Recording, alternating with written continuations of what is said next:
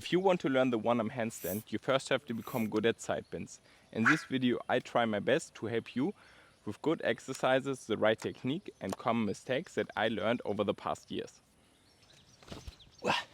So first we start with some exercises to warm up our sides. So we place one foot here on the line of our feet and raise one arm and slowly start to slide down with our hands.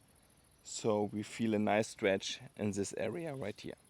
And the other exercise I do daily is in pancake position, and I just lean over to one side or also over the other side.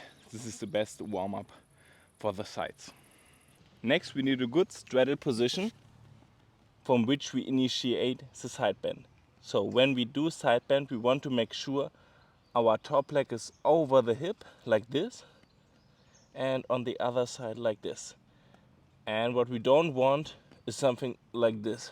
This is really not good technique, but I will show you a nice exercise of how you can feel this. So now we found ourselves a nice wall and we just hop onto it, bring the hip onto the wall and go into a nice straddle. And what we want to do from here is just doing a small side bend and trying to touch the wall with our leg like this. The top leg should touch the wall. So this is now a good position. Hip is on the wall, feet is on the wall, and from here we bring our leg onto the wall, lock the straddle so it's stable like this, and then we do a side bend, and from here we can even go now into the fingertip position, which is the first huge milestone for the one-arm handstand. So, and with this kind of technique, you know you're on the right side with a good technique, and this will really translate into a one-arm handstand. And yeah, it's important to do it with a right technique, and here on the wall you can feel it the right way. And a nice exercise to practice this is doing a cartwheel on the wall, go into a good straddle and just slide the feet down, down, down, both sides. So this is one of the good exercises I'm about to show you. And another one could also be doing it this way to the wall. So feet on the wall, side bend, side bend, side bend, side bend, side bend. And back to the middle. Nice straddle, feet on the wall, side bend, side bend, side bend, side bend, side bend, side bend, side bend. So you can practice this in both directions.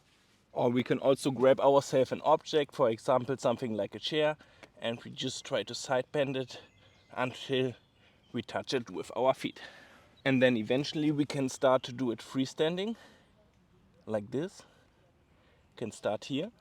And then a nice goal would be, for example, to try to touch the ground. But it's more important to do it with a right technique. So some common mistakes I see often is not having the shoulder width apart, more like this. And then from here it's just not a good technique to do it. So like this, you see the shoulder angle, it's like this, and this is not this will not translate well into the one-arm handstand.